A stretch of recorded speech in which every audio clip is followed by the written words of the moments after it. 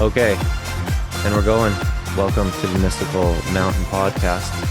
I'm your host, Chad, and I'm here with Flat Earth Dave, David Weiss, probably one of the more well-known people within that world, within that community right now at the moment. And, you know, this is a trigger warning to anybody listening. I haven't done a Flat Earth podcast yet, but I know how that gets the juices flowing in people. And before we get into some of that, I was just maybe going to let you, Dave, first of all, thank you for being here, but let you maybe just give a brief introduction on yourself. Hi, my name's Dave, and I'm a flat earther. And that's kind of how we feel, like we're in like an AA class. But the truth is, everybody has the same story. They heard about flat Earth. They ridiculed the person that told them about it. They refused to look. They mocked it. Then when they finally looked, they went in not with an open mind, but with a closed mind to disprove it and prove the globe. And that's how you become a flat earther. I have that story. Everyone has that story. So for those of you ready to tune out, I'm offering 3 Bitcoins for just one proof that we live on a globe. If we live on a physical globe, like they tell us, there should be 1 million proofs. One wins you 3 Bitcoins. That's over 100 grand today. Yeah. And I wanted to ask you, like, for some reason, unlike any other conspiracy theories, I feel like, I mean, not that it is well, I guess you could say there is a conspiracy if what you say is true and everything, but the flat Earth subject seems to get people angry. Maybe not everybody, but it gets people really going more than anything else, more than 9/11 or JFK or the globalist stuff and whatever. Like it gets people going oftentimes more than politics or religion. Why do you think it has such an effect to rattle people so badly? So we live in a world where spells are cast on us constantly, and it's all social programming. It's everything, from the stuff we see on TV, and it just everything is coming at us. It's programming us. It's social engineering, and this is the biggest secret of all because this is the one that breaks the matrix. I woke up. I had a thing called the big 3. I was waking people up to the thing that happened in New York. Right, I'm going to put this on YouTube, so I'm being careful. The thing that happened at the school in Connecticut that sounds like a beach, and the thing that happened at the Boston Marathon. And I was like, wow, these are, when you look at these things, it's obvious, that they're not what we were told. And I was waking people up to that, and it was doing pretty well. And then Flat Earth came in. And, after I went through the whole stages of denial, refusal, and depression, I came out the other side like, holy crap, the Earth is flat. And I realized this is the one that pulls people from the matrix. You can wake people up to 9/11. They go right back to sleep. They're like, well, it's different people and there's different corrupt, politicians and whatever. And everyone has an excuse for everything. But when you wake up to the fact that we're not on a scientifically impossible water ball, rock, water, air ball in a space vacuum, when you actually look at the science, right? I'm not, flat earthers aren't science deniers. We're science, hold the feet to the fire people. People, like Bill Nye and Neil deGrasse Tyson, the spokesman for the scientific cult, they identify as science. They identify as science. Literally, they're Leah Thompson, all right? So they're not using science. They're using the word, means nothing. But when you see this deception and when you understand why the lie, because that's the one, any smart person is going to say, well, seasons, boats over the horizon,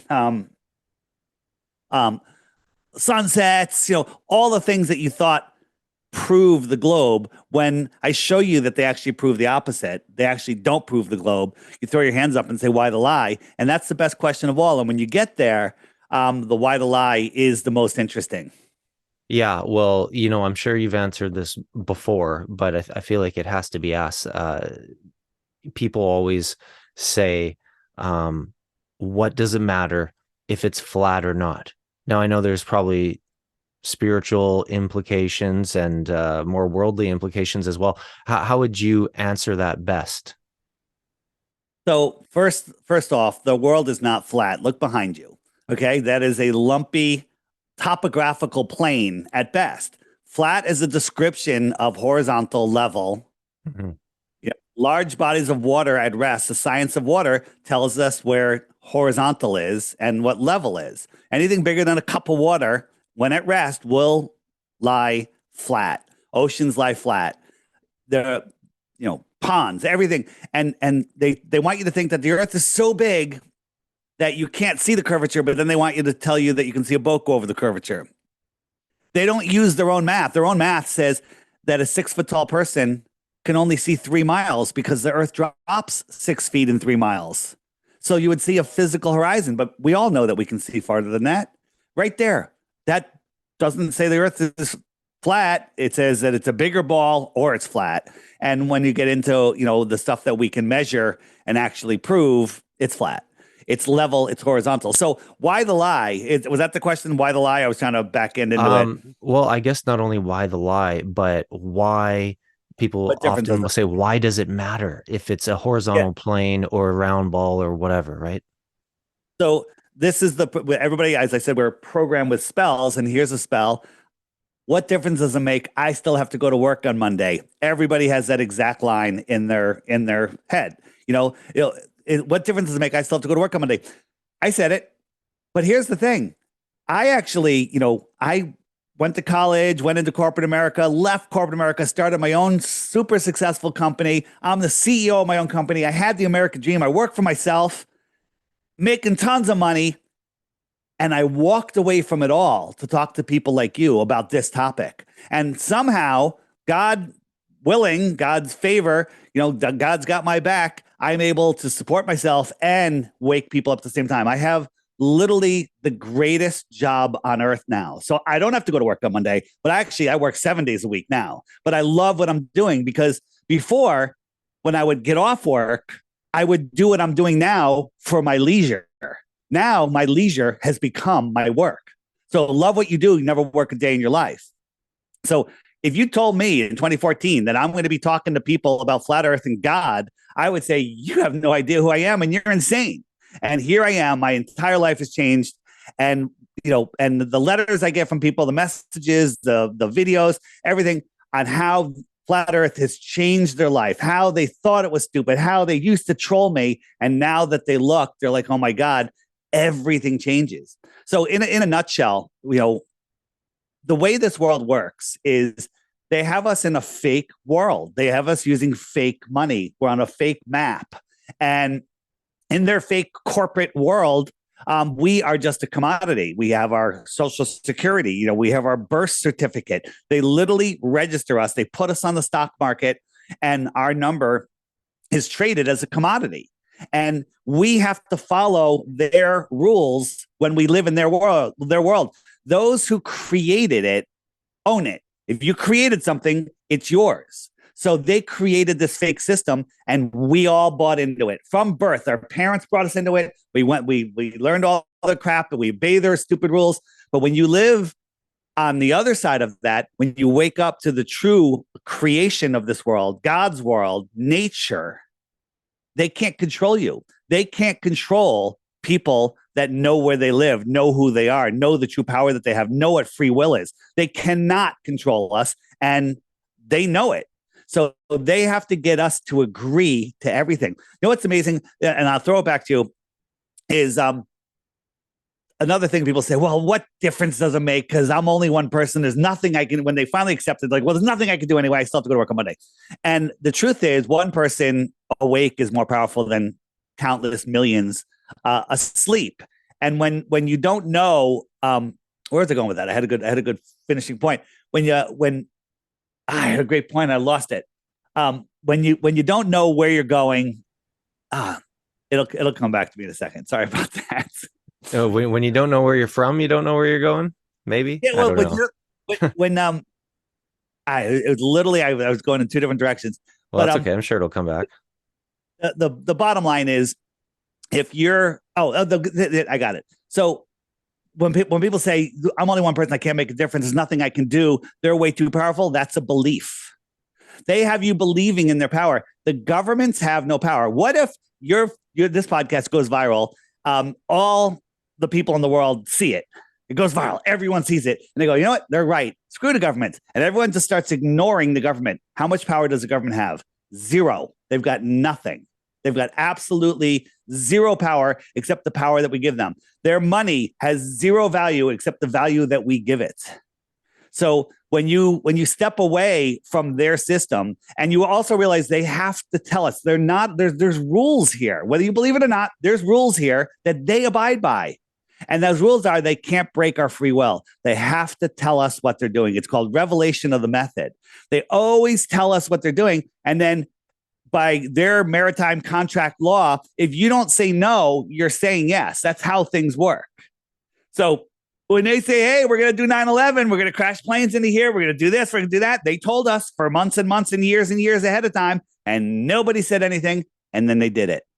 Well, I feel like, yeah, I feel like if it in fact hypothetically is a more of a horizontal plane and not a sphere that we're on, that if they're lying about something so big, then obviously they could be lying about virtually anything. And if it's a horizontal plane, then who even knows what's out there, just resource wise or any other reason, like the potentiality is infinite. If you now come to a revelation that that reality is not what you're told it is. And then, of course, it would bring in the question of intelligent design and stuff like that. So I could see why that would be really important. What if they're hiding more land? What if they're hiding free energy technology, which they are? We can prove it. Mm-hmm. So what if you didn't have to pay for electricity for your home, heat for your home, or fuel for your car, and you could have as much of it as you wanted? Yeah. Green, right? Energy from the ether. Would that change your life? Absolutely would. I mean, you're working most of your life just half of all the money you make goes to those two things, those three things. That basically would free people up. It would free people up. And then if you had unlimited energy and you could do all sorts of things, you'd become more productive. There's so many different things that you can do. So they're hiding technology. And then if you look at, for thousands and thousands of years, we muddled through the mud. And then in the last 150 years, we have computer chips and computers. That's a lie. This is all old technology. It's all been hidden from us. There's a thing called a reset that happens. And this reset, how often would you say this happens? I don't know, but I think it's between 140 and 200 years. Oh, so this reminds me of somebody. Yeah, this reminds me of the work of somebody else on YouTube I came across. I think his name is Jason. Archaic. Yeah, Jason Archaic. So, yeah. Well, there's a lot of people that talk about the reset. He says it's absolutely 140 years. Nobody knows that. Nobody knows. And if it's a cycle, you'd have to live through two of those cycles to know it's a cycle. So how does someone know that that his work is interesting, but I'm making no solid claims? I think that's what it was. Now, if you go on my app, this is my app, the Flat Earth, Sun, Moon, and Zodiac Clock app. If you go to the homeschool section, that's not the homeschool. The homeschool section right here. I'm all over the place here. Here we go. Homeschool section. This guy right here is called The History is Hilarious. And his channel is My Lunch Break. Go there, watch him. He shows you all these old buildings, looks up the stories about when they were built and founded, not builded. They were found. And none of them make any sense. They're AI generated. I mean, there's so many AI stories in our media, in our history, that are nonsense. And then this guy here, he'll show you what really was going on in the 17 and 1800s. Way more advanced than we are now. But we're told, we had the Wild West and the gold rushes. Nonsense. Absolute nonsense. John Levy right here. Amazing stuff. Crow 777. All sorts of amazing resources. The thing is, we're programmed. They really got us at a short attention span. Oh, that's longer than 5 minutes. I'm not going to watch it. It's amazing how they've done that. And they want you to, people like, well, I read it in a textbook, therefore it's true. That's ridiculous. And well, is my teacher lying? Yeah, your teacher's not lying. Your teacher memorized and regurgitated the best, therefore they get to teach it to you. And they're not teaching; they're teaching. They're training you to memorize and regurgitate and be a good little worker slave. Yeah. So I can just hear people right now listening in my head saying, well, what about this? And what about this? And what about this? What about this? I know full well from going down the rabbit hole a bit that when it comes to science and math and all these other things with either proving or disproving flat earth, horizontal plane, or a globe, that it's endless and endless and endless. So I know your app is great. We'll get to that in a second. But if I were to say to you, Dave, what are the top 3 easiest ways, in your opinion, to prove that we're on a horizontal plane? What would your answer be? Well, the first one is, if we live on a ball, no matter what size it is, there has to be curvature. So we'll start with curvature. There is none. Large bodies of water at rest lie flat. Still water will freeze when the temperature goes below freezing. So here we have a 8-mile canal or lake, whatever it is. And we had our guy go out on the lake. He set his camera up to 6 inches off the ground. Now, on a globe, 24,901 miles around, like they tell us our globe is, if you have a camera 1 foot off the ground, you can only see 1.2 miles before the Earth would slope behind a physical curve. 1.2 miles, 6 feet tall, 3 miles, because it's 6 feet. You have to wait for it to drop 6 feet because you can see higher. The higher you are, the better of an angle you would have if we lived on a globe, which we don't. Right. So here it is. And he set up these lights a foot off the ground. And this one's 8 miles, 7 miles, 6 miles, and 5 miles. Now, I'm underestimating here. It's way more than this, but I gave the globe every benefit of the doubt. I took refraction out. I took, the twice. He said they were a foot off, and I made them even higher, but they're literally a foot off. And he shows in the video 30 feet, 22 feet, 15 feet, and 9 feet. That would be that's a 3-story building. This light should be behind a 3-story building.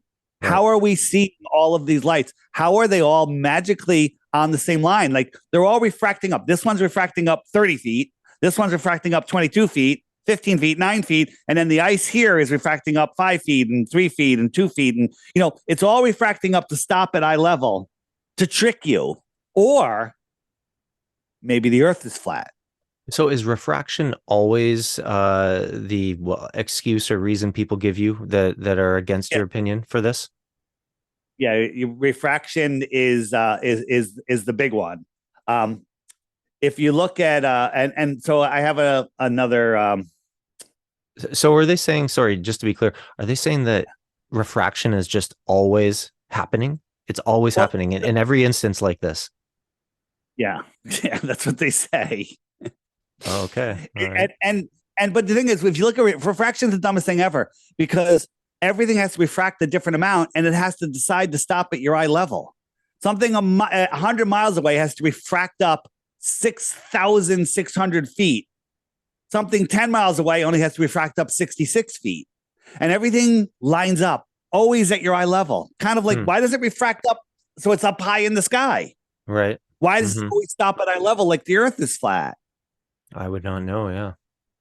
Yeah, well, it's because the Earth is flat and it's not refracting. So let me show you a thing that takes refraction out that nobody is able to debunk. You can't scream refraction. So here is. Go ahead. Oh, no, I was just going to say for anybody listening on the podcast, come check it out here on YouTube if you want a bit more of a visual. Mystical Mountain or on Dave's channel. So airplane flies in the air over the plane, not air globe, not air curve, airplane, would have to fly around and upside down and up, but it's worse than that because the Earth is spinning. So if the Earth is spinning, it does this crazy figure 8 loop somehow, which is insane. People are going to say that it's because it's inside of the atmosphere, so it's just following the atmosphere. Yeah, of course. So right here in the equator, the Earth is going one circle in 24 hours, and it's just over just 25,000 miles. So we'll say it's just over 1,000 miles an hour. So the airplane, when it's right there, when the airplane's right there, it's going 1,000 miles an hour sideways. Right there, it's going 1,000 miles an hour sideways. Now, up here, this little point is making a circle in 24 hours, but it's only going like 500 miles an hour. Okay. And farther up, it's going less. And at the equator, at the poles, it's not moving at all. Right? So Yeah. how does the plane speed up and slow down for all of those speeds? And if a plane turned around and went against the spin and turned this way, how does it remember which momentum it had in what direction? That's an Right? interesting question. I haven't thought If of a that. plane takes off on the equator, it's got a sideways momentum of 1,000 miles an hour. If it flew to Australia, to Alaska, it's got to land on a runway that's only moving 200 miles an hour. How is it going to slow down? Were you going to feel it? Our minds, we're not taught to think this way. They never taught us to think about this. So a lot of people just short circuit when they're looking at this stuff, and they're like, no, that doesn't make any sense.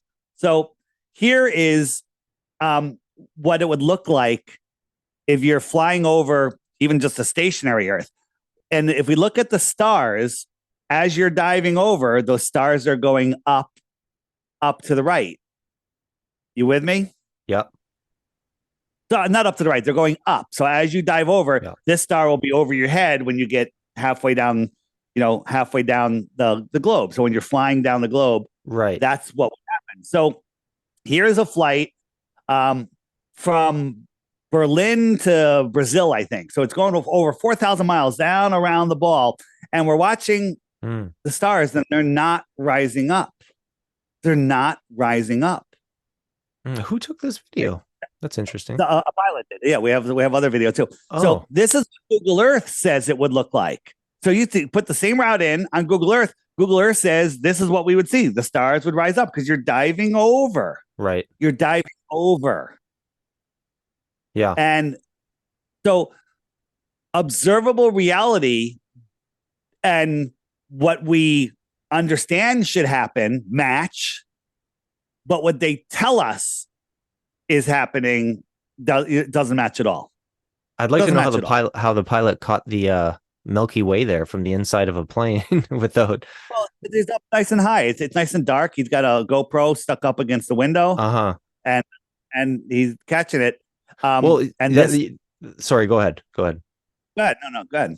I was just going to say, I mean, that's another one I find kind of interesting when I was thinking about stuff, is that the stars, the position of the stars in the sky never change from year to year. Yet aren't we told that the entire, like the Earth and the sun and the solar system are all speeding through space at incredible speeds? So why wouldn't we start to see stars in different positions and different stars as time goes on? Why is it always the same ones?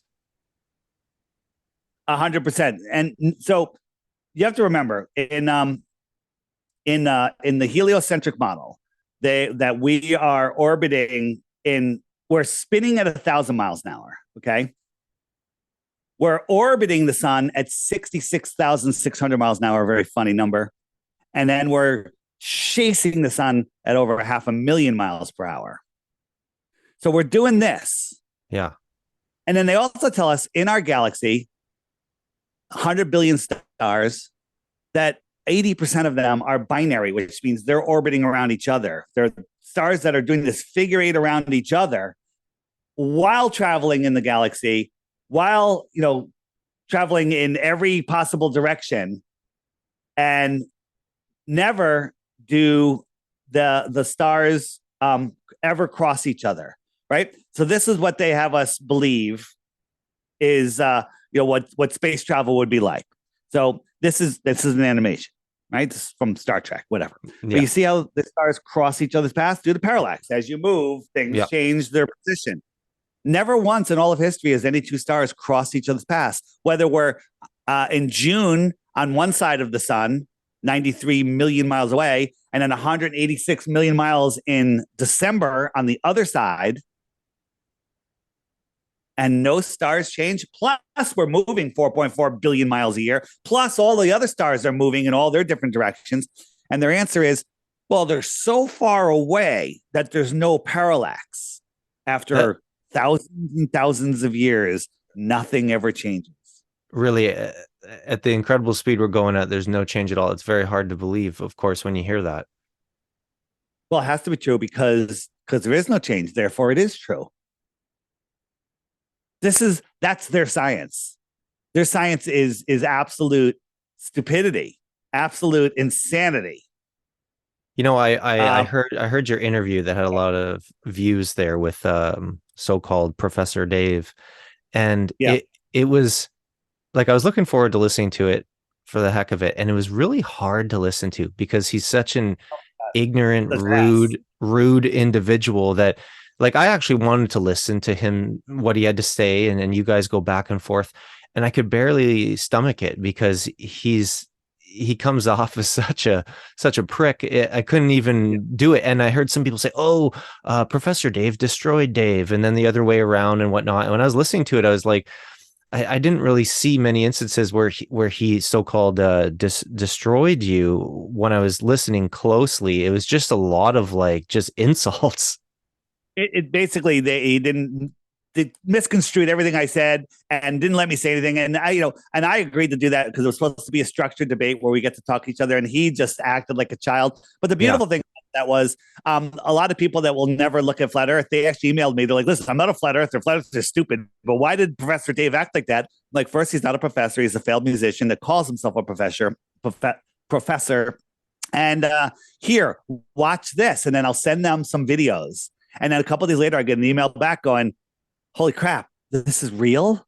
I had no idea. So it helped wake up a whole segment of people. So it was good. But here on my app, on the web button page, there's debunking the debunkers. If we click that, um, if we click that and we scroll down right here, Flat Earth Dave humiliates Professor Dave. Okay. This is there's a channel called Mind Shock, which doesn't take globe or flat earth side. I'm pretty sure he's flat earther at this point. He is a professor of logic and reasoning and debates. So he analyzes debates and he goes through and he has a little score counter, how many ad homs you make and how many fallacies you use. And Dave broke the record of the number of ad homs and fallacies. It's actually fun to listen to. And then you can watch the whole debate and understand, a lot of people, what I say, are very weak minded. They're very Yeah, I call them easily rattled. yeah, easily. And so, whoops, I'll do that. So there are people that well, his name is Professor and he talks with such sarcasm, I have to believe him. Yeah, belief is the enemy of knowing. Let me ask you a question. Where do I live? Told you I was going to test you, remember? Connecticut. Yeah. Do you believe it or do you know it? I believe you that it's probably true, but I don't know it for fact. There you go. That's exactly it. So we have to live our life in a way where you have to believe stuff that you hear because you don't have time to verify everything. So we use our senses, our God-given senses. You're looking at me. You're like, why would he lie about that? You're reasoning 5,000 different factors. Like, why would he lie? I've heard him say it before. And then you've stored it as true information, but you are aware that it's just a belief, right? People believe they live on a ball. They'll fight to the death, but they can't come up with one reason. What's up with that? That sounds like a cult. Yeah, so I mean, I think that no matter what side you're on, the best way to approach this, if you actually want to approach this subject, is to just be nice and calm and just read both sides of the argument and analyze things without getting, all angry and sensitive and everything like that. But I have to quickly ask you something. Somebody that I know, I told them I was going on with you and they don't believe in flat earth. And I said, well, you know what? I'll let you ask a question or something if you want to Dave. And they wanted me to ask you, Why was flat Earth not considered as fact between the years 1492 and 2014, with flat Earth talk suddenly appearing on Reddit in 2014, which magically caught on and went for a thought experiment meme for a new religion? So I think he kind of believes that maybe CIA or somebody is behind the flat Earth movement in recent times. What do you think about that? Yeah, well, that is, he believes that story. He believes that Eratosthenes proved it 2,000 years ago. And the truth is, they were teaching flat Earth all the way up to the 1950s. Let me say it again. They were teaching flat Earth all the way up to the 1950s. And would that have been just in like fundamental Christian schools, or what do you mean exactly? No, everywhere. So you look at every old culture, they're all talking flat Earth, except NASA. They're the only religion that isn't talking flat Earth. Mhm. And I interviewed a woman named Ruth, 102 years old, back in 2020, and about the World's Fairs, nothing to do with flat Earth. And her memory was so good; she was so sharp. And I asked her, I said, "What did they teach you in school?" She went to school in Connecticut, public school in Hamden, and she said, "They taught me the Earth was flat." That was in the 1920s. Then we found people that said they were teaching flat Earth and globe Earth all the way up into the 1950s. The Gleason's map was in every textbook, every school book. It's still what all autopilots use. Why are they using the map if it's not right? And it wasn't until 2014 that it started getting popular online again, and that's when YouTube was really pushing. Like you watch a flat Earth video, like, oh, you like that? Watch this, and it was really good stuff. It was really easy. It was really easy to learn stuff. But now it's impossible. It's almost impossible. That's why I created the app. The app bypasses their algorithm. But right now, here's something that you can do. So let's say you used to be interested in underwater basket weaving and you want to find that video that you watched a year ago or 6 months ago or 2 days ago. I just go to YouTube history and search underwater basket weaving. It'll show right up. And if you were searching for Loch Ness Monster, Bigfoot, COVID, whatever, 9/11, anything you watch that's still on YouTube will show up in your history if you watched it. Now you can go to my channel, DITRH, stands for Deep Inside the Rabbit Hole, or Jeranism, or Globebusters, or Taboo Conspiracy, any of the real channels. You can watch a whole bunch of flat Earth videos today, yesterday, 2 weeks ago, a month ago, whatever. Then go to your history and search flat Earth. They all disappear. And only propaganda videos will show up. I've noticed that for a multitude of subjects, and I noticed how hard it was to come across some of your videos and YouTube channel on YouTube. I even went to Rumble. I'm like, man, this is getting annoying. And they had congressional hearings about false information online, and how they're going to stop. And the example they used was flat Earth. The example they used was flat Earth. You Google my name, flat Earth, you're going to get just propaganda videos. But if you go to flatearthdave.com and watch the crash course there, or get my app and watch the daily video or the archive videos or the frequently asked questions or more resources, then you will know. But not until you go look. And I don't even say with an open mind, but actually just go look. You'll never know. They've really programmed us, back to the original question, to think it's so dumb that we refuse to look. I refused to look for the longest time. It was crazy. I was banning people from our social media for even suggesting that I look. Oh man, you were going that hard, hey? On the other side. Yeah. Ban Wow. for life, I came up with. Ban for life. You're banned for life because you're too stupid. Yes, we're looking into this fake shooting and that fake bombing and this fake thing and that fake thing. Yes, we're understanding that there's a lot of conspiracies, but flat Earth is a step too far. Right? Wow. But once you understand that all observable reality shows a stationary, level, horizontal, non-moving plane, and once you understand there is zero proof of the globe, you think there's tons? Let's hear it. I still have my 3 Bitcoins. And I think another thing we should probably definitely cover that always comes up is that people are going to say, well, where's the edge? Well, obviously, flat earthers believe that we're in the Antarctic basin, I guess, is what I hear often. So the Antarctica is the kind of, on average, the highest plateau on Earth, or whatever you want to call it, and it surrounds everything, right? Right. Well, large bodies of water need containment. If you have a bathtub and you remove the side of the tub, there's no more water. If you remove the side of a lake, the water is going to go somewhere else. If you remove the side of the ocean, where's the water going to go? It's going to go somewhere else. Well, the side of our ocean, the shoreline of our ocean is Antarctica. Antarctica has the highest average height of all continents. So it is the container of our world. The question is, what's beyond Antarctica? We don't know. We want the right to go explore. They tell us Antarctica, is a continent at the bottom of a ball about 10 to 13,000 miles around. They have all these mountains in the interior that are called Dome A, Dome B.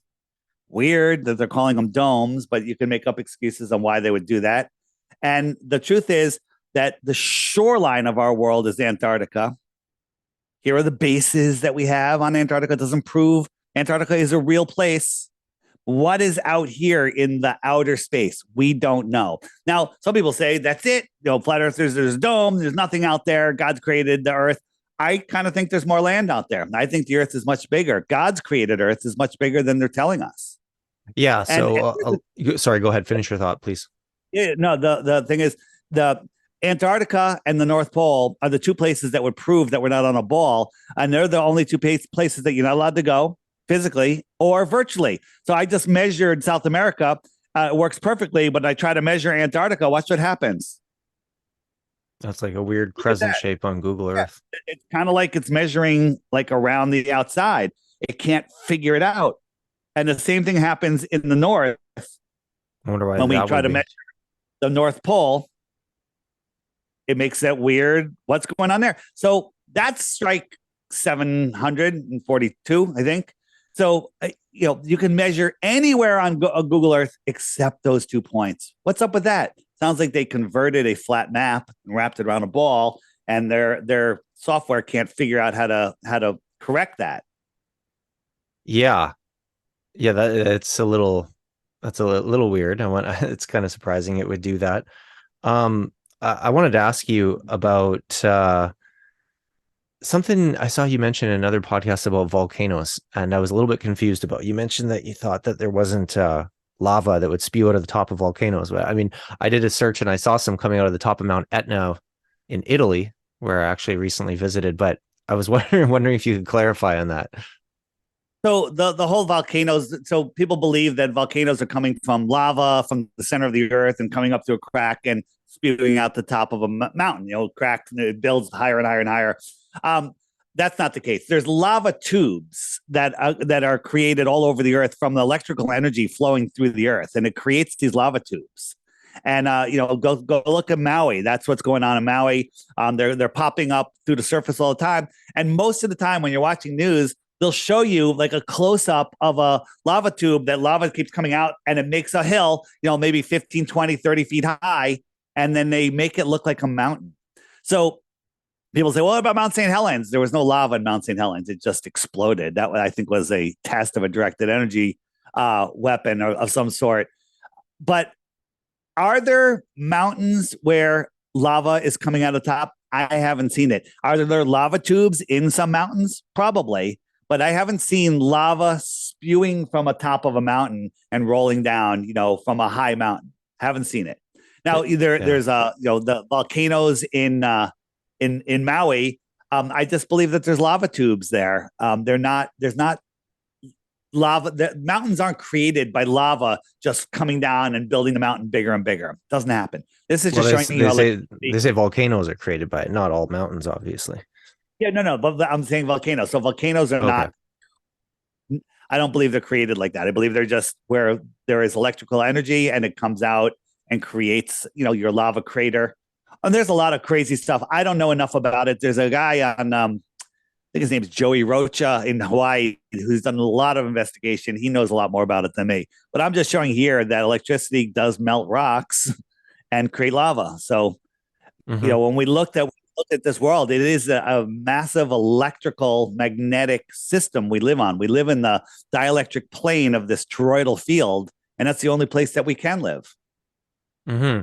And I know too that a lot of people who believe in the Earth being flat, a horizontal plane, they don't believe in outer space or anything being out there.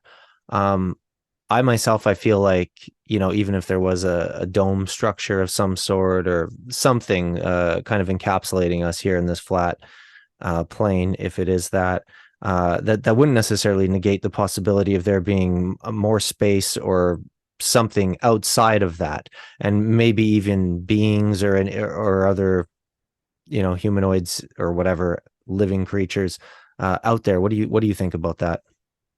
Yeah, I don't believe that outer space exists as they tell us. I believe that it actually turns to water up there. We're living in between the waters above and the waters below. These are close-ups of stars that kind of look like they're in water when you look at them. Here is the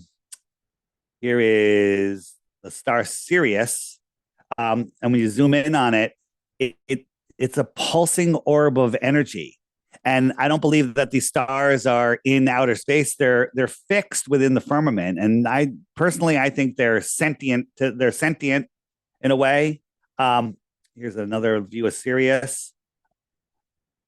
That is not a burning ball of gas in a vacuum, which is scientifically impossible at distances that make absolutely no sense because the angular size and the brightness would be impossible to see at the fraction of the distances that they tell us. So, as far as extraterrestrials, I believe, and again, to we don't need to speculate what's beyond the shoreline of Antarctica to prove the Earth is flat, but we can talk about it because there's lots of evidence. So if we look here, so this is interesting. So this is a map. This green area is where we live. And this is where our North Pole is. And our North Pole migrates around this circle every 26,000 years. And our sun circles the North Pole. So in 13,000 years, our North Pole would be over here. And this is where our pond would be. And the shoreline of our pond, they'd call Antarctica. So these are the known lands of our world right now. But as time goes on, it's going to migrate over. This is a possibility. Another thing is, this is actually the map of the moon. And it correlates to the map of the Earth. That's a whole nother rabbit hole, which I don't really go down very much. Yeah. It is incredible, right? So let me just show you a couple other things. Sure. So what if we lived here? Here's America and Africa, Australia, South America. Here's our sun. It circles around. This is what we call Antarctica. And what is out here? What is out here in these outer rings? Go watch Lord of the Rings again, right? Does this have their own sun out there? Right? Right. So, yeah, it's who knows what it could be. Yeah. We don't know what's out there. We don't know, and they're not gonna tell us. So this is the Gleason's map I was referring to earlier, and they say the Gleason's map is just a projection of the globe on a map. Actually, the other opposite is true. They took the Gleason's map, wrapped it around a golden globe, and told us this is where we live, and we're not allowed to explore this white area. It's just a continent at the bottom, right? Nobody ever crosses over this continent, right? They'll go from here to here. Oh, man, Antarctica, and then they go back, and they'll go from here to here. Oh, I'm in Antarctica, but no one ever goes from here to here. No one ever does it. I was wondering if Admiral Byrd or somebody had done that or claimed. Admiral Byrd did Project High Jump, and he went out, but he said leaving from. I thought he said Middle America, but it's from Little America. So let's say Little America was their base right here. He says crossing the South Pole, there's more land bigger than the United States that no human has ever set foot upon, filled with resources. Well, that would be over here, don't you think? People in Australia, Africa would see it. Some people may say, well, Antarctica is the same size or bigger actually than the United States, and that's what he meant by that. Well, no, he said there's more land beyond the pole.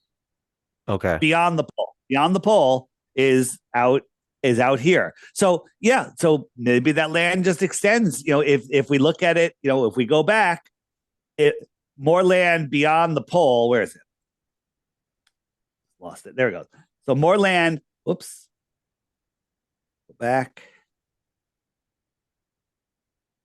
So more. Why is it not pausing? There we go.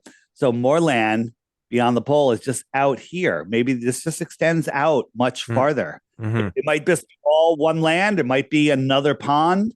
Yeah. Again, we don't know. And for those who We don't don't. know, Admiral Byrd was a famous explorer back in the 20s, 30s, 40s, 50s for the United States, kind of the top dog in the Navy back then, and said some rather cryptic remarks about things that have been analyzed since then. Yeah, and then he said there's more land. And then 6 months later, he died in his sleep. Kind of weird, right? Yeah, yeah. And I've always wondered, like, it'd be really interesting to get his son in an interview or something. I believe he's still alive, and ask him about these supposed things that his father said, and that supposed diary he has that straight up says he went, I think that was the North Pole that time, or maybe it was the South. I think that was the North Pole. He wrote in that diary where he got brought down by those taller beings and stuff like that. Of course, I believe that those journals came out of some sort of magazine originally in the 60s that claimed to be his journals, but it'd be interesting to see what his son or children would have to say about that. Yeah, so he this is Admiral Byrd on TV talking about that stuff. And what's behind him? A giant flat Earth map with a clock. The sky is the perfect clock. It's more accurate than any Swiss watch or any watch because the sky is the clock. That is what everything is set to. If we lived in a gravitational heliocentric beehive, nothing would ever repeat. It would just be a big total mess. Science, the ones that identify as science, they say if at the Big Bang, the speed that everything exploded was a fraction of a millisecond faster or slower, the entire universe would have expanded or collapsed. It just happened at this perfect thing to create this world. An explosion created your eyeball. Okay, it's ridiculous. It's so stupid when you look at it. It's mind blowing. It's so stupid. I say that a lot, but it's absolutely the truth.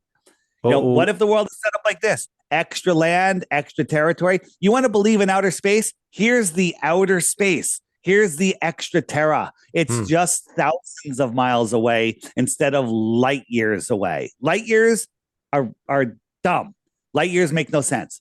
The closest star is 25 trillion miles away. If you and I could go in a spaceship that goes 100,000 miles an hour, it would take us 28,000 years to get to the closest star. Yeah, so I find it hard to believe that we can supposedly see their light, and that the light we're seeing is from a long time ago when, the sun is the size of like a nickel when you're looking at it in the sky, and it's relatively much closer, apparently. Yeah, and as light spreads out, it gets dimmer. Go in a dark room, hold a flashlight, an inch from the wall, and then start walking away and watch how the wall gets dimmer and dimmer and dimmer. And when you're 20 yards away, the wall's not even going to have any light on it. It's going to be so dim. And that's what happens as light spreads out. So to believe that a pinpoint of light is just going forever and not spreading out like light does, it's weird. Light spreads out everywhere. Air, gases fill the available space everywhere except in outer space. Because in outer space, light remains as bright in all directions. So you have infinite brightness because, as it is expanding out in all directions, it has to remain its intensity. No, it's getting thinner and thinner and thinner. And you're not going to be able to see it.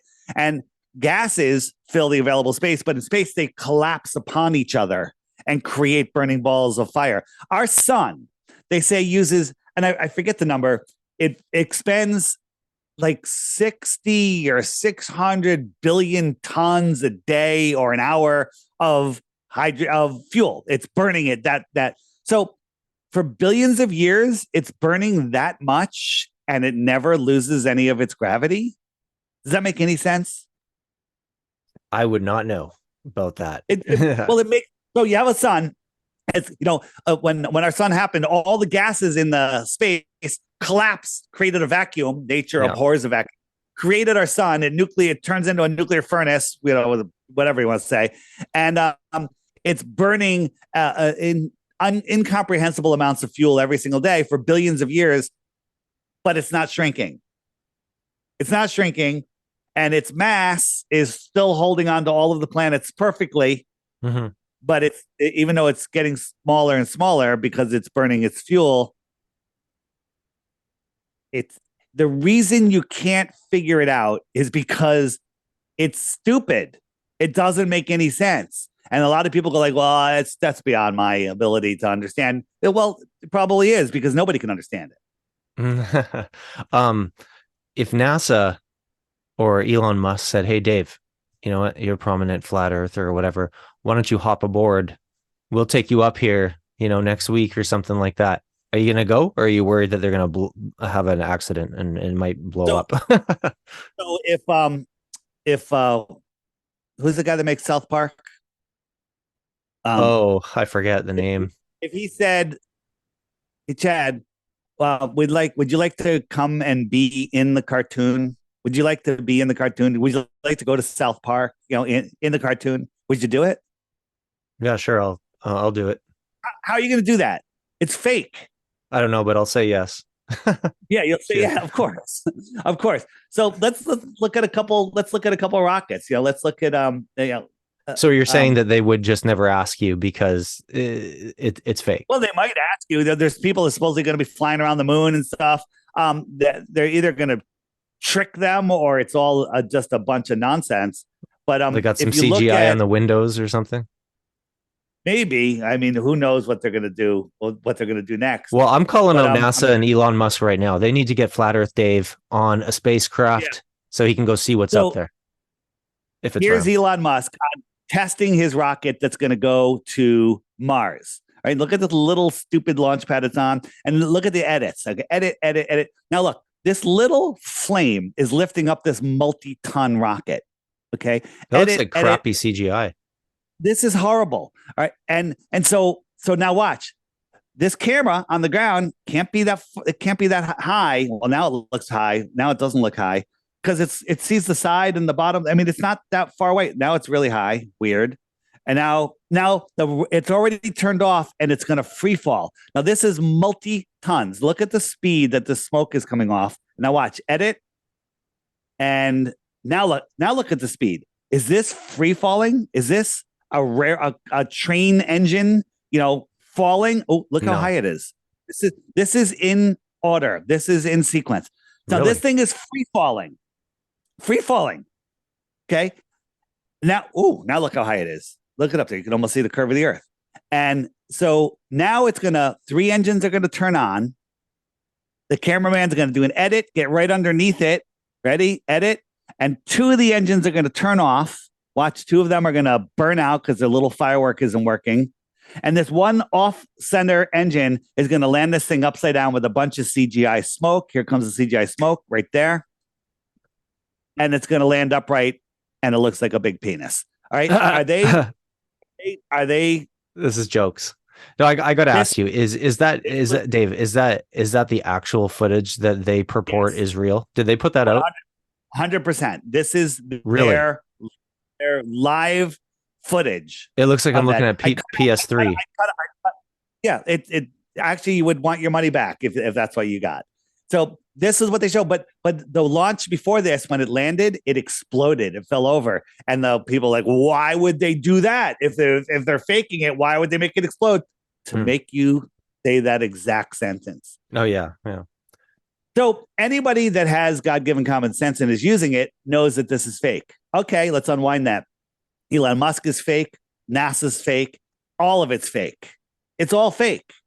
There's so much of this, that it's ridiculous. And when you go into the ISS, it's even worse. I mean, they have so much stuff there. Dave, if they did invite you up and you got up on a little shuttle or whatever, and Yeah. you came back down, just saying hypothetically, and you said, you know what, I was wrong. It's round.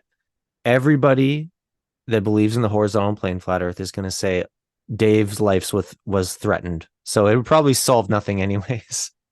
Well, that is a good point. And until you see it yourself, you don't know. You don't know until you actually see it yourself. So again, never in the history of NASA has anybody done a 360 with a camera in space. No one's ever spun a camera around. That's Hmm. statistically impossible.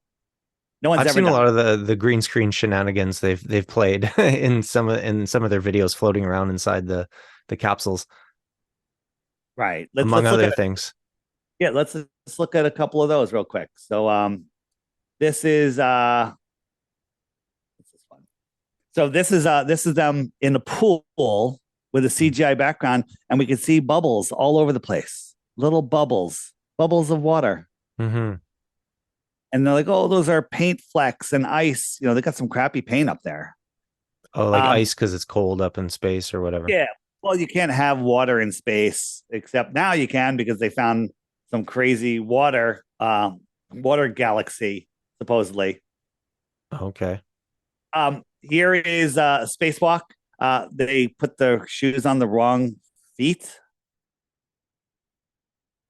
Weird. Okay, let's just say that's an accident. They put their Hmm. shoes on the wrong feet.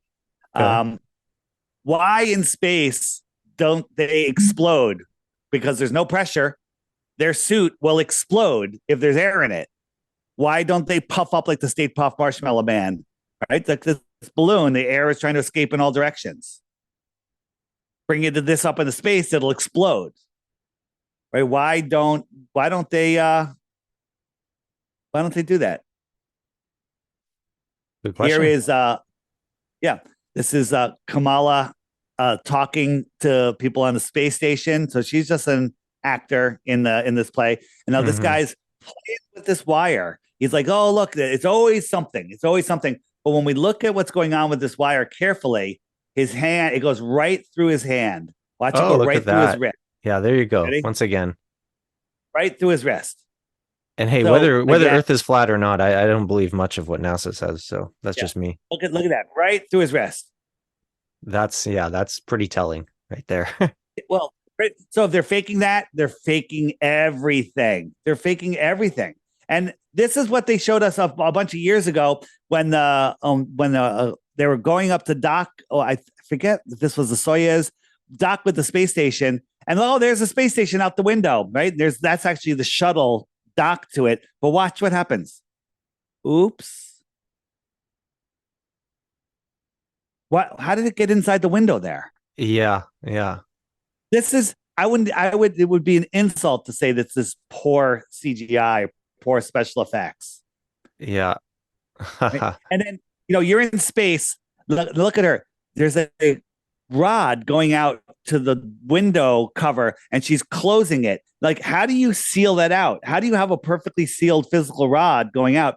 Is she watching here or is she watching a monitor? She's just matching her motions to the monitor. And if you really analyze it, it's not actually correlated perfectly. But Hmm. worse than that, she's in space for months, right? They only get one shirt a week.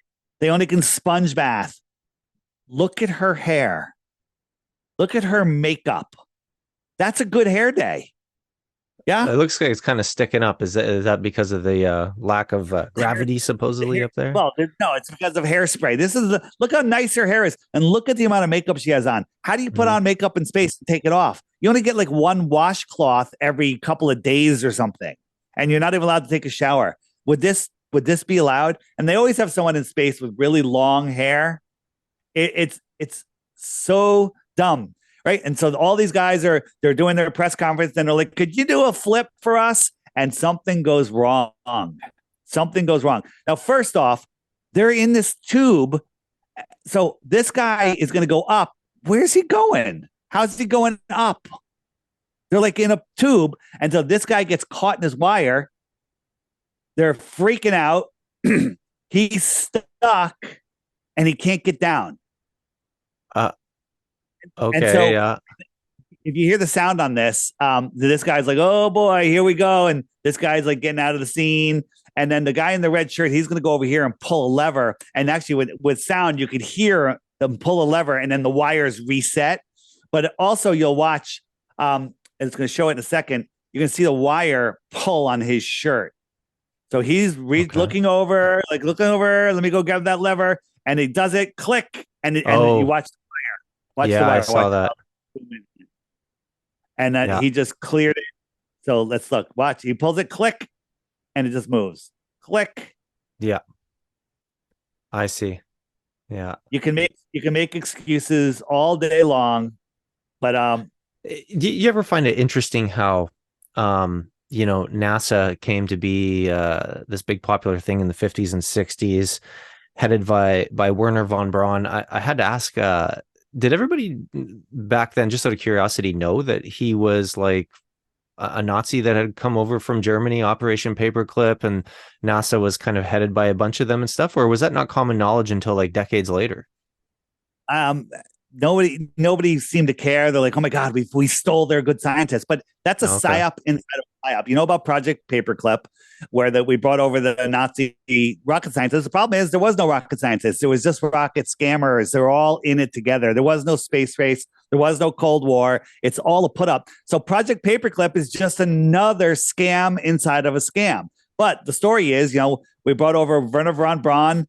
He and Ronald Hubbard, the founder of Scientology, Walt Disney. We all know who Walt Disney is. Werner von Braun, ex-Nazi, Jack Parsons, an occultist, and then Aleister Crowley, probably the most evil person in the world. Those are the founders of NASA. Now, is this like kind of a claim you're making, or is this fact? I've never heard of No, Crowley and Ron Hubbard and Walt Disney being associated with founding they're, NASA. they're all associated with NASA. They're all the Jack Parsons project. It's all crazy insanity. And the thing is, and Werner von Braun on his gravestone, is it revelation of the method? Is it poke in the eye? Is it? I'm not sure. I'm going with revelation of the method. He all his gravestone said is the dates and Psalm 19:1. And Psalm 19:1, if you look it up, the heavens declare the glory of God, and the firmament showeth his handiwork. Why does the founder of NASA have that on his gravestone? That is a very interesting fact, as long as that's true, because we know things can be photoshopped. I'd like to see that in person. That's really That, interesting that that he would is have that. true. That you can go look at that. It Oh is. yeah. It is. You can go look at, and it's incredible the amount of crap that they put out there. Did you know that Prada is to design the new NASA moon suit? Oh, I didn't know that. No. What? Really? Really? And You, we you, have a challenge yeah. out there. Mark Sargent has a challenge out there. He says, any astronaut, anyone from NASA and him, give them spacesuits and put them in the vacuum chamber and take the air out of the chamber. And they won't do it. They only tried that once. I believe it was in the 60s. And before they even got all the air out, the astronaut passed out. He said his tongue started to boil and he almost died. They had to repressurize like super fast and they never tried it again. You can't be in a vacuum. There's no possible way to do it. And then Uh, another funny thing is Werner von Braun wrote a book in 1957 called Project Mars about a bunch of people that are going to Mars. This is Elon's rocket that he wants to go to Mars. And Elon made a tweet. He goes, I want to redesign it. I want to make it pointier. okay. Right. So he's So wait, trying to. in the book from 1957, it's about a group of people that go to colonize Mars. And the leader of that group, do you want to guess what his name was? I think I've heard it. I'm gonna guess it's Elon. It is Elon. You can't write this stuff. Well, you probably could, I guess, but yeah, it's pretty Well, you can. unbelievable. Yep. And that Space Force and Starfleet Command, interesting. hmm Hey, There, did Professor Dave try to collect those 3 Bitcoin or what? he's just a moron. NASA, the NASA logo is a snake tongue. It's I it's like that one. incredible. Yeah, That's a good one. I've seen that one before. It's kind of interesting. Fork tongue, yeah, apropos. yeah. It goes on, on and on, and this one where they're trying to go in. I call this the bologna door, the tortilla door. Okay, well, Oh, how is that going to do anything? What is that? Where's the door? Oh, I'm it's on the assuming. inside.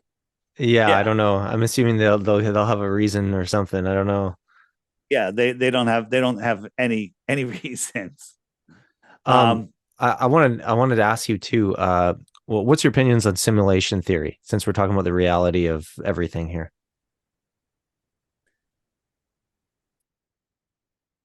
I'm a combination where I think that we live in this dielectric plane where we're in these physical, for lack of a better word, avatars, suits, having a human experience. I think that our souls are eternal. So if we, when we're done with this life here, we leave, return to source, and then we come back, there's a simulation for you. And and if you start looking at stuff like just how reality changes, how your thoughts create reality, how just all the stuff they're hiding from us. Your thoughts create your reality. Look at your life, it's your fault. Okay, no matter what it is, it's your fault. It's because of the way that you think. That to me sounds like it's in some sort of simulation. And so that's just a word. I don't think that it's just the reality that we live in. We live in a physical simulation. That's how I put it. Yeah, I kind of like the way you put that. A physical simulation, not necessarily that we're a bunch of ones and zeros in a big giant computer. 100%. And what do you think about the hollow earth theory? I think that that's the hollow earth theory is another psyop to make you think you live on a ball, just on the inside of a ball. But I think that there are 7 or more layers of reality where we're at this layer here, and below us there could be another world, and above us is a non-physical heavenly world. And so you have all these layers. If you look at Vedic astrology and all that stuff, they talk about the 7 heavens above us. So the deepest hole ever dug was the borehole. It only goes 7.5 miles, and they hit an impenetrable barrier, kind of like another firmament below us. So what's below us? I don't know, man. Here's sometimes when a supply ship comes up, they get some fresh fruit. They got a lemon, and they were playing with it, and it kind of bounced out. Look what happens to Oh this yeah. lemon. Watch this person's hand. Oh yeah, right through it. Okay. And their explanation is silence, or they'll say something like, "Oh, it's cosmic rays with the film. But, it caused a special thing to trick you, to make you think." Look at that. Yeah. Okay, that is fakery. One of these things alone proves the rest is just stupid fake. Here is Don Pettit loves his. They were complaining that they were tired of drinking coffee out of a bag, so he created a cup, and he showed how the coffee sticks to the cup, except the coffee separated from the cup. Yeah, I see that. Layering it as you go. Yeah, like these are obvious like fakeries, but I mean there is. I will admit there are some videos NASA puts out from like their space station or whatever that seem to apparently show the round Earth, and they look pretty good. But I guess would you say it would be easy enough to make top quality CGI when you got $70 million per day coming to you at times? 80 million per day. 80 million. 80 million per day. So here's the issue. So this is, let me see. This is when Elon Musk sent his Tesla into space. Amazing. Tesla into space. And this is when it first came out, and then they're showing it flipping around. Let me just zoom forward here. This is where they're showing us a glitch where it's showing it in a studio, but I think that was done on purpose. But yeah, I've seen that. Where is it? Hold on. Let's see. Is this it? Oh yeah. So here it is floating, and we could see almost the entire globe Earth, right? Mm-hmm. We could see the entire globe Earth. That makes no sense whatsoever, because from the space station, you can barely see the curve 250 miles up.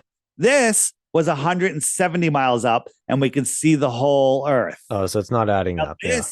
Yeah. This was like 1 million miles away. What's going on here? Because America looks so big there.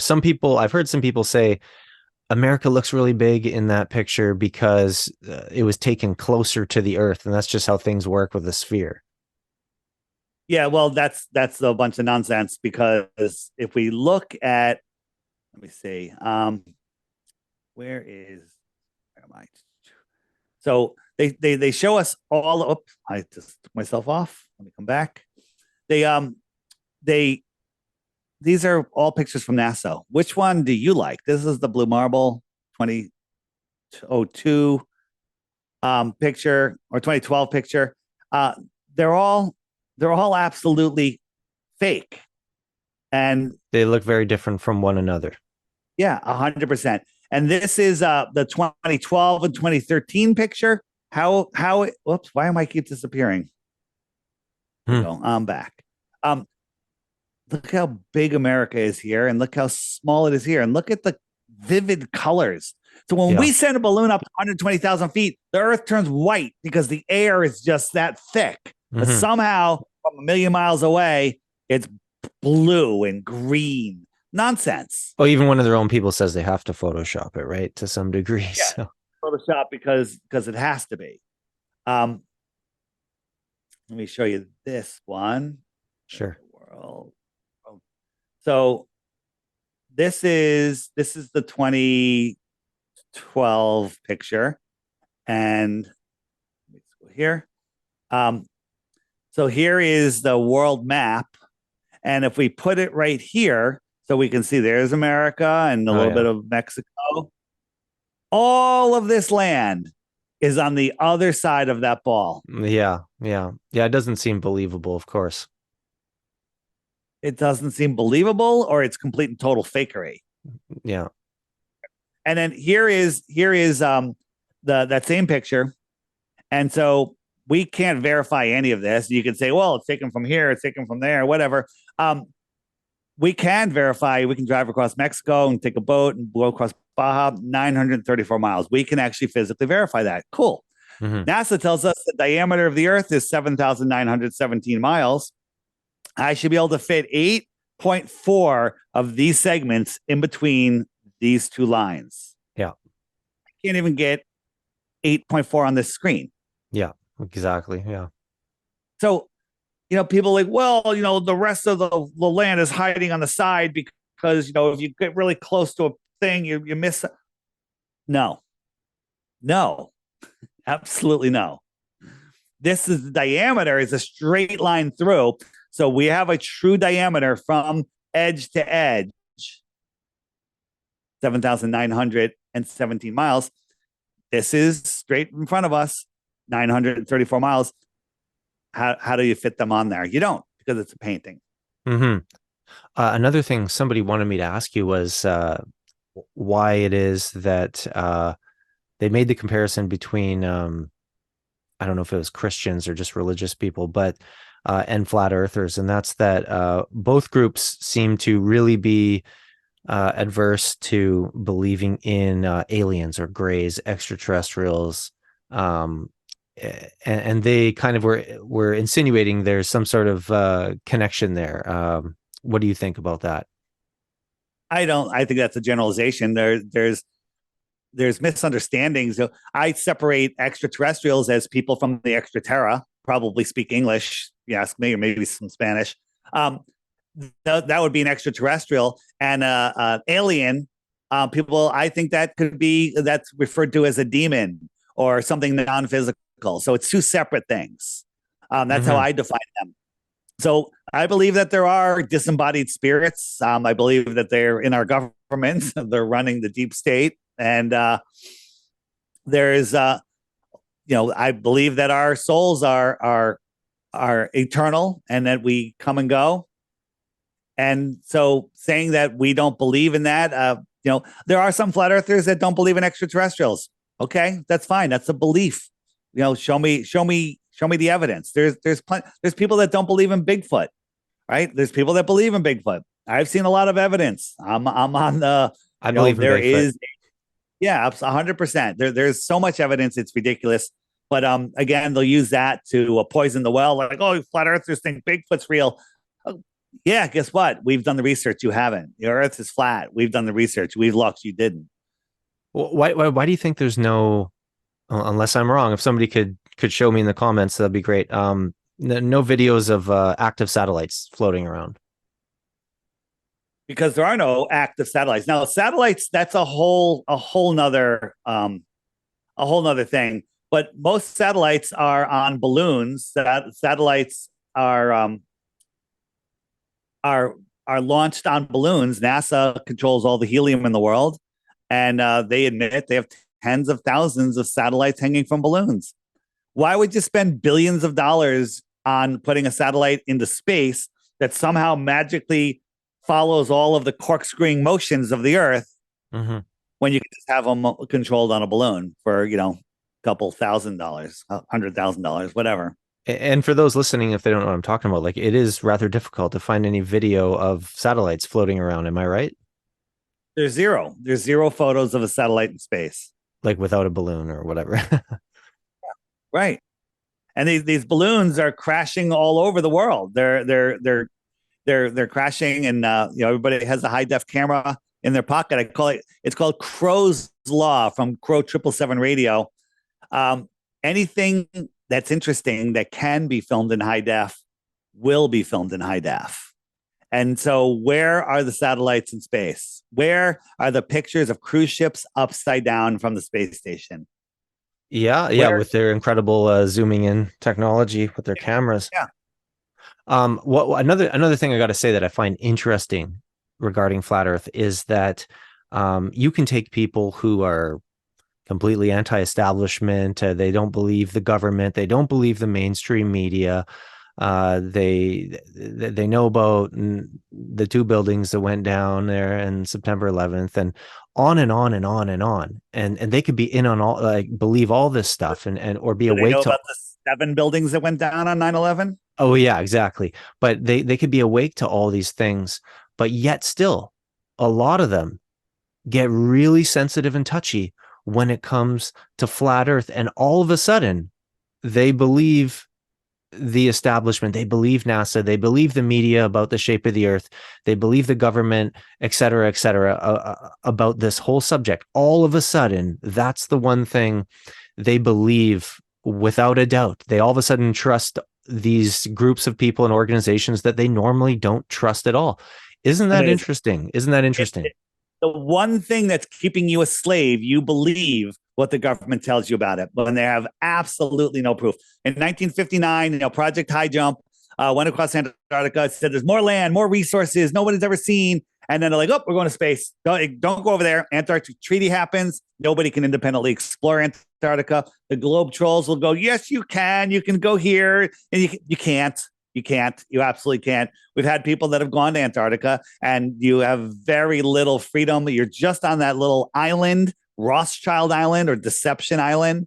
They don't even take you to the ice shoreline, aka ice wall.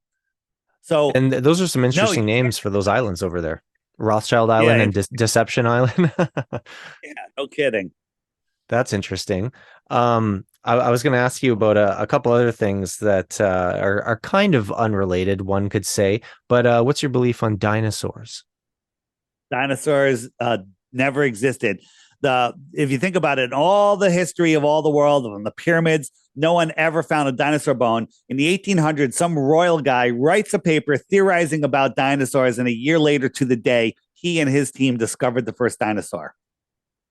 No one has So, ever seen found a dinosaur head. They'll find a bone like from a whale bone on top of a mountain, and they'll be like, "Oh, there's one vertebrae bone or something," and they'll say, "This was a dinosaur, a T-Rex." Go buy yourself a couple Stegosaurus dolls and tell me how they made it. Okay, it's yeah, not good happening. question. Good Yeah, question. it's dinosaurs were invented to support evolution and hide the fact that there was giants here, that there were giants and dragons and all sorts of stuff that they tell you is mythological. And so that way, when you find a giant thigh bone that's 15 feet long, you could say that's a dinosaur bone. So I got to ask you the question that people would often bring up, the same type of question that they would bring up for flat Earth, is that, are you saying, Dave, that all the dinosaur, the paleontologists and everybody involved in these fields are all in on it together, or are they themselves fooled as well? Some of both. Some of both. Most the lots are in on it, but how many have really found a dinosaur? A lot of them will find bones. It could be from a dragon. It could be from some very large animal, and they'll go, "Oh, that's a baby Tyrannosaurus Rex or whatever," and they're being fooled. All of the bones in that we all saw as kids in the library, in the schools, I mean, in the museums, they're made from chicken bones. They literally, a place in China makes dinosaur bones out of ground chicken bones and glue. And they go, "Oh, we can't show you the real ones. They're radioactive. They're too precious. They're in a vault." And so a lot of people are not in on it, and some people are in on it. Just like It's a, all it's, pilots. it's Are an all interesting pilots in on one. it? No. Yeah. I've been to the Royal Tyrrell Dinosaur Museum in Alberta, Canada. Admittedly, a very interesting place when I went, and uh, some of the obviously they say not all the skeletons are complete. Like sometimes they only find 5 bones out of 100 or whatever, and they put in the rest. But they also claim to have complete skeletons. They say that some of the exhibits, which are usually behind ropes and whatever, are complete skeletons, and some are not. So it would just be really interesting to have one of these people on here and kind of argue their side and with their supposed complete skeletons. It makes me wonder. I'm still kind of up in the air about that one. Dinosaurs couldn't structurally exist. They're just the T-Rex, its guts would fall out.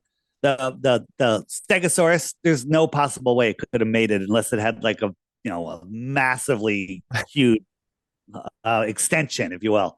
So again, and if you go to Costco, somebody go to a superstore, go to the book section, and you will find the biggest, thickest, highest quality, perfect bound book with the nicest thick paper, printed in color, embossed, everything on dinosaurs and space. And the book is like $19. It should cost $150. It probably cost $150 to make it, but they're selling it for $19 because they want you to have it. They want you to treasure it. They want you to love it. They want you to believe it. Because if you live in their fake dinosaur world on a spinning ball flying through a scientifically impossible space vacuum, then they got you. They can control you, and they can make you believe that there's a boogeyman flying, and he'll get you in the road when you're walking down, unless you're wearing a piece of paper over your face. $19. That's the magic of Costco right there, my friend. They got good deals on some things. Well, and you got to also look, Costco is marking it up. So how do you have, I was in the printing business. I know how much these things cost. The book costs $100 to make. And there's, it's like the textbooks for the schools. The Rockefellers control that. They put the information in it, and then they sell them. They keep the schools underfunded, and they sell them to the schools for below cost, so nobody could ever compete. Yeah, and while we're at it, let's anger a couple more people, maybe. What's your thoughts on nuclear bombs? Nuclear bombs don't exist. Boom, right there. And it's not even a question. It's not even a theory. But unless you're willing to look, you're never going to know. You can go back and look at the picture of the house exploding and the trees bending over it. It's a little model. And if you watch it, there's incongruities in it. There's a car there, and then there's not a car there. And and the camera is in between the bomb and the house. How did the camera not go away? What it didn't even shake. And if you really want to know the truth, go to Crow 777 Radio, CRR, 2 R's, CRROW 777radio.com, and listen to it. It's an audio podcast. I think it's episode 35 and 400.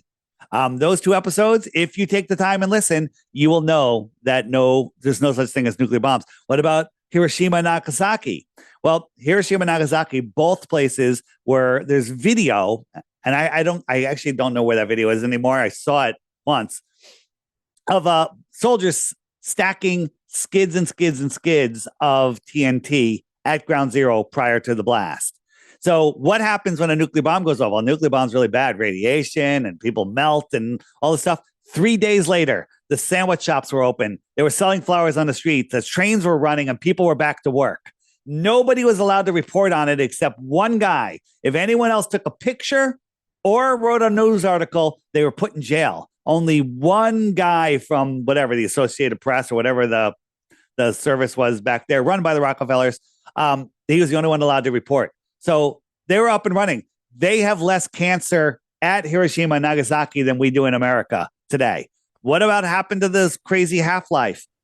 Go look at the psyop of nuclear war, because nuclear war is how they keep us sick and scared. You watch the TV, they're like, oh, this whole thing, the Ukraine and Russia, someone's going to do a nuclear attack. Yeah. And every cell in your body is now in dis-ease. Okay. Every cell in your body is afraid, even though you're compartmentalizing it in your head. You're like, oh my God, this is horrible. But once you understand that it's just a joke, you laugh at the clowns on TV if you ever happen to watch them. Don't watch the news, by the way, it gives you cancer. Yeah, well, I got tired of watching. Well, not that I ever watch that much anyways, but I'll leave my opinions to myself on the news. They're not very good opinions on them. I don't look at that too much. Truth in the movies, lies in the news. Yeah, but I was going to say too, I don't know how much time you have left, but feel free whenever you got to go. Just let me know. Minutes. No, whatever you need. 5 minutes. 5 minutes. Okay. Well, I was looking at a video on YouTube that was very interesting. I'm assuming you've probably seen it. It was incredible how far this guy could see from the plane he was flying at, around 30,000 feet or so. He could see mountain ranges across the United States of America about upwards of 700 miles away. And I think there was even a video where he was flying across the US and he could see the Hudson Bay about 1,000 miles away. What do you think about that? So that's the guy that was on the SR-71 spy plane, goes over 2,300 miles per hour. So there's a bunch of problems with that. One, he could see things that would be, I forget, 20, 30, 70 miles below a curve. He could see them. The other problem is the SR-71, at the speed that it flies, would have to drop 80 stories every second just to follow the curve of the Earth. Okay? Think about that. You're flying along, and if you're flying over a ball, you're going to fly off into space unless you keep nosing down. You'd have to nose down 80 stories every second so you wouldn't fly off of space. You can't even fathom. You'd be plastered to the top of this plane. So that's a problem. But here's a guy just on a mountain. We got nice clear air, and we could see all of these mountaintops. We can see all of these. This isn't even that high. Using the globe Earth calculator, calculating the observer height, the tops of these mountains should be over 40 miles below the curve. Yeah, if you go by the spherical trigonometry of the planet. Yeah, 40 miles, but we can see them all. They all are refracting up and stopping at eye level. Amazing. Yeah, everything's refracting again. I can't see the bottoms. Well, that's because these hills and valleys in the foreground will block you. Little wave, a tiny little wave will block an entire city skyline. Right. I don't know if we were thinking of the same video on YouTube though. The guy I was referring to, I believe, was just like a passenger on a plane, and he had some cool like kind of infrared video or something. You're talking about Jay Tolan Media. Yes. Here's a picture from Jay Tolan Media from Malibu, looking at San Jacinto. I say it, I'll never get that right. Yeah. And this is with an infrared, and you can see it. Take the infrared off, and this just turns to blue sky. You can't see any of it, right? There should be 7,000 feet of curvature from this location. That would just show the very tip of this mountain. But if you take off the infrared, all you see is a blue sky, and you're like, well, you can't see it because it's behind the curve. And people say refraction again, probably. Well, infrared actually lowers the refraction. Oh, okay. Would actually lower it. But the thing is, refraction can bend things, flip things, warp things. It can't make something come up from behind something. Okay. You can't make something come up from behind something.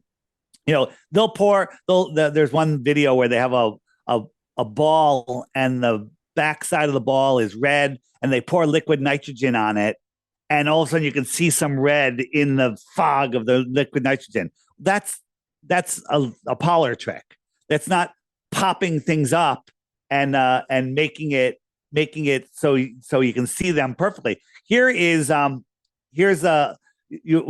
all seen this picture, Chicago's skyline, right? Yep. This is a time lapse. So now if you look, here are all the buildings. This is a 24-hour time lapse. Buildings are still there. It's a little fog coming in. So we have changing conditions, changing temperatures, everything changing. So if this was a mirage, it should be going up and down.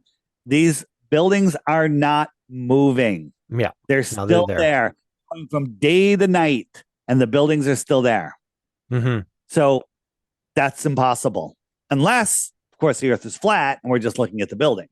Yeah, the whole spherical trigonometry thing has always been really interesting to me to see like examples of, because they say that the world is, X amount of miles around, and if it's true, we should not be able to see these things constantly and consistently, and it can't always be refraction, as is obviously the case with the infrared video, where that wouldn't even really be a factor. Right. So yeah, that's pretty interesting. Yeah, and there's so many proofs of this, from microwaves to lasers to sonar, radio signals. All of this stuff is impossible on a ball. Impossible. Yeah, and I encourage people to take a look at that Jay Tolan guy's videos there. He's got one where you can see the Hudson Bay from almost 1,000 miles away from in the plane. And yes, I know he's high in a plane, but still, by the spherical trigonometry they give us of the Earth, he should not be able to see these things whatsoever, which is interesting. But go ahead. No, go ahead. I was going to say. Oh, I was done. I agree. Yeah. So anyways, if you could tell us, you've got that really good app that's pretty interesting, because people are going to have all these questions that are not answered on this podcast, because we could talk till we're blue in the face for 24 hours, 48 hours, and still not cover everything. So tell them a bit about your podcast and your anything else you want to mention. Well, you can find all my information at flatearthdave.com. You can find the app there. The app is $3 one-time charge, and it will give you all the information that you need. People love it. And then I've been adding more and more stuff to the app. We have on the app, we have what's called the friend finder. People are like, I'm a flat earther, and now it's I'm so lonely. I don't have anybody. I don't know who to talk to. And so you go on the friend finder. Let me show you. This will show you the people that have the app that have registered on the friend finder, and it'll show you. Just let it load for a second. Here we go. So I'm in Connecticut, and if I zoom in, these are the people just around me. So Flat Earth is taking over. Where you look? Oh, you're in Canada, right? So you got people up there.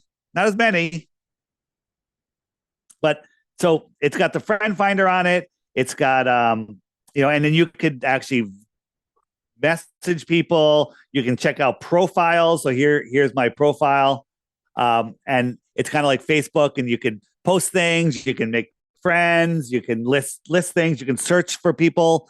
Like if I wanted to move to Florida and I searched real estate broker Florida, I could find a flat Earth real estate broker. I don't want to deal with a globalist when I'm trying to buy a house. I want to deal with a flat earther. So again, it's the profile thing is fairly new. So we're adding a whole bunch of new stuff to that, and it does a ton of things. Images. So you're talking to somebody and you say, okay, tell me about Southern flight routes. I could just say Southern. Oh, there we go. Boom. SOU. That's all I need to type. And here are all of the Southern flight routes issues. Oh, I'm not showing that right. So I could show you one and say, look, here from Dallas to Beijing, emergency landing in Calgary. Why did they go all the way up to Calgary, all the way up here? And then you just show them, you say, well, because Calgary is right on that line on the flight path. So again, you can find all of that stuff, whatever.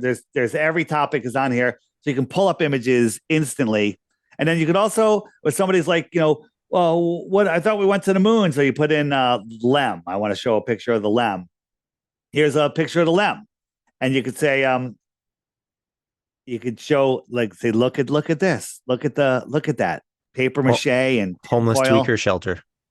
Homeless tweaker shelter. But so somebody says, send me some images. I could say select, and I could pick a couple images, and then I could hit the send button, and I could email, text them. So it's a great way to share information, and all sorts of stuff. It has a whole messaging section where you can join groups and stuff. There's a group that I created called Dean Odell Greg Locke Debate. Anybody that's going to Memphis, Tennessee, Nashville, Tennessee on December 2nd, join that group, because we're going to have a meetup that afternoon beforehand, right near wherever the church is. I don't know where it is yet, but we'll coordinate through that group. And you can do all sorts of stuff. You can do video calls on this, on the app. Pretty cool. It's quite an app. You got a lot of things going on there. It's very interesting looking, and yeah, I gotta check it out myself and take a look at that. It has a book section, great stuff. It has so much. Flat Earth. Yeah, I'm going to be speaking in Acapulco, February 11th and 16th. Anybody if you're looking for the biggest freedom conference ever in a very cool place, February 11th through 16th is Acapulco. Plan yourself a little vacation, and you could use FE Dave to get 10% off the ticket. Okay, cool. Yeah, and the app is only the price of a bagel with peanut butter at Tim Hortons. Yep. 100%. Amazing. Okay. Well, yeah. So the app, full disclosure, app's $3. If you want to use the messaging, like, you can use the friend finder, but if you want to send messages, send broadcast messages, you play the trivia game, use the game section. There's going to be an interactive game where you can actually play with other people remotely. You have to subscribe, and that subscription is $11 a year. Okay. So basically, you bought a subpar margarita and you forgot to tip the bartender. But on the friend finder, if you go right up here, this is the referral area, and you can create a custom referral code. Just use the pencil. And so if somebody downloads the app, I say, hey, put in referral code DITRH. And if I get 11 points, I can cash them in for a year subscription. So if you don't want to pay the $11 and you want the subscription, just tell people about the app. Okay, and, awesome. Yeah, so that's kind of cool. And because when you put the app, it says, do you have a referral code? Yes or no? And yes, put it in. And then there you go. Awesome. Thank you for explaining that. And thank you for giving us some of your time here today to come on. I know you're a fairly busy guy, and you've been on some very big podcasts with very large audiences. So I appreciate you coming on here to a smaller, growing podcast. And hopefully one day we can do it again, because there's so much more to cover. There's so many more questions and things to talk about regarding all of these things. So thank you very much for coming on here today. Problem. And again, anybody out there that has a podcast, that knows of a podcast, that wants to have this discussion, go to flatearthdave.com, book Dave, send me a message there. We'll start the discussion, and we'll get you booked if it makes sense. Because this is going to be the dominant thing. This is going to tip very soon. There's so many people waking up. It's going to come out. The truth is going to come out, and the world is going to split into the people that want to live in their fantasy ball world and the people that understand what this realm is and how to make the best use of it. So that is happening. It's happening in the very near future. And so anybody that wants to have that conversation, now is the time. There's a lot of big podcasters, giant podcasters that know the earth is flat, but they're a little afraid to talk about it. But more and more people are coming out. Stu Peters, he's full on flat. We got Amanda Vollmer in the health freedom basically almost everyone in the health freedom movement is flat. You got Peggy Hall, she's flat. There's Alex Jones knows it's flat, doesn't he? I think he thinks it is. Yeah. He was trying to plan a trip to Antarctica, and then he realized you can't. He was like ready to spend $1 billion on it. I know Brooks Agnew has been trying to do that for a while. Yeah, you can't. Yeah, you can go to Antarctica. You can spend a ton of money. You go for 3 days. You're not going to see anything except a bunch of white and some penguins. Whoops, there goes my focus again. It looks beautiful, though. I'd like to go there and hike or do something that's safe. You're not going there. You're not hiking that far. They're going to just take you around. They're going to show you some ice, and some penguins. They're going to kick you out. I've seen some North Face people. I don't know how they did it, but they got to supposedly climb some of the the tallest peak there or something like that. Now, of course, we don't know if it's actually the tallest peak, but and maybe it's just not too far away from the ocean. But anyways, yeah. Okay. Well, appreciate you coming on. And for the people listening out there, please subscribe to the Mystical Mountain. Go check out Dave's website, flatearthdave.com. Check out his YouTube channel. It's hard to find sometimes. We know how YouTube's censoring things. Are you on Rumble as well, Dave, or BitChute or anything? I am on Rumble and on BitChute, but I'm not as active there. So I am posting stuff there. But I'm on Brighteon. I'm all over the place. All the social media links are on flatearthdave.com. Just go down. I'm on TikTok. Okay, great. You can find all of us there. But for those of you new, the two best channels, DITRH, that's all short videos. That's for the short attention span. Like somebody's like, I don't know, Eclipse is where find the Eclipse video there. Bam. Or just, it's better to find them on the app, in the frequently asked questions section. But short stuff there. And then my interviews channel, where this will be, all my interviews. There's over 1,000 interviews. So, you can start listening to them. If you're on a long drive, it's nothing better than listening to a couple of these, and all of a sudden you're at your destination. Another thing, which a new feature we just added, the magnifying glass, that's search for videos. So I'd be able to search for, Truth Seeker or whatever you want to, whatever the name of the podcast, it'll show up in the search. But okay, cool. Listen to the video on Sky Ice. I could type in Sky Ice, and whoops. There we go. Sky Ice, done. Search, and up comes the videos, 2 videos that are on Sky Ice. You won't find them on YouTube. Even though they're on YouTube, you won't find them. They won't ever deliver them to you. Yeah, so, which also itself is kind of telling. It seems like nowadays, whatever they're trying to censor is probably true. Right. And once people, put down their emotions, put down their ego, look at this, then you'll realize the hardest thing, the reason people have such a vile reaction to flat Earth is because they have to admit their entire life is a lie. And that's too hard for some people. In reality, in general, is much different than they thought it was, if they, wind up considering it. But I mean, for the people listening today, thank you for listening. Hopefully many of you listened, even if you don't agree, even if you didn't agree.